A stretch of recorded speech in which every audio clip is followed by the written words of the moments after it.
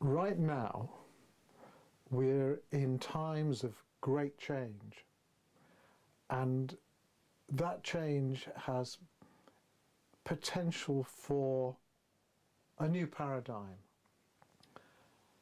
My vision is that in 20 years' time, the idea of love at work, the idea of bringing deep care and respect into the workplace will be the norm rather than the exception. When we get to the stage where love at work is the norm, where caring and deep respect is the norm, going to work for you and for me will be a much more joyous, much more happier place.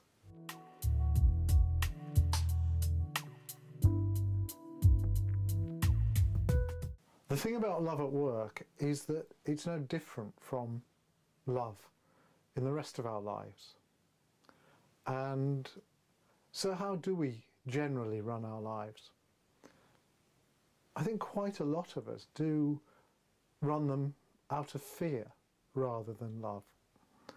And it's making that shift that is going to be so important in the future. And if in our general lives we run them out of fear, then we're also going to run our businesses out of fear. Out of fear of failure, principally, of not being good as our peer group, of not making the profit level we wanted, of not achieving the growth we wanted. But when we shift our perception, and when we look at the world through eyes of deep care and respect, and we look at our businesses in the same way, then everything changes. And the thing about fear is that it says no. It stops us doing what we really want to do in the way that we really want to do it. So if we can shift our perception, our potential growth as a company, our potential profit level, our way of being, our relationship to our competitors and our customers, all changes, all becomes positive, and the growth becomes exponential.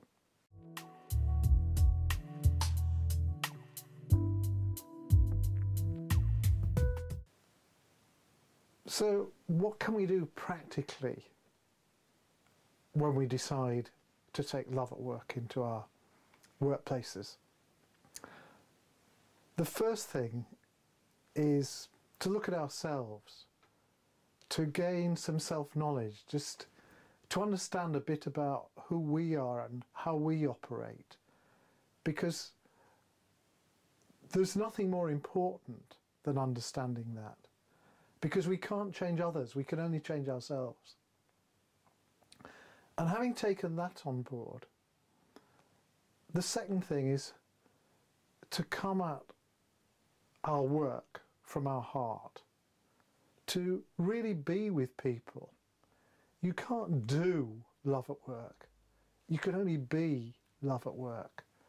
And treat people the way that you want to be treated, that we want to be treated.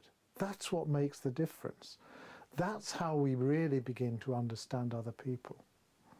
Because basically, we're all good and caring and kind. It's only the circumstances of our lives that have made us any different.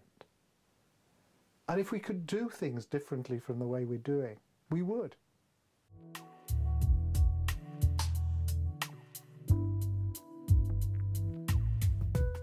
I often get asked, why should I do any of this? What's in it for me? And really there's no short answer. I can only tell you what my own experience is. And having run a business for many years in the traditional way, it all went pear-shaped.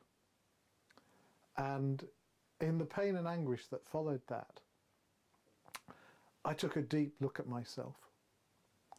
And I began to find that there was another way of being in the world, a much more satisfying way, one where I really connected with people, and a way in which I could make a difference. We all ask ourselves, is this all there is? There's got to be more to life than this. And when we start to ask those questions, the ripples move outwards, and those ripples do move into our working lives. We start to wake up.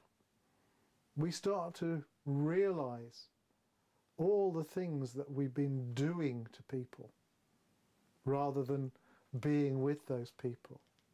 The way we've operated to get our own way regardless. And that is hard work, because we're pushing against the flow, we're pushing against the tide. Whereas when we turn things round and we start to look at how we can work with people, how we can be together, things become much easier.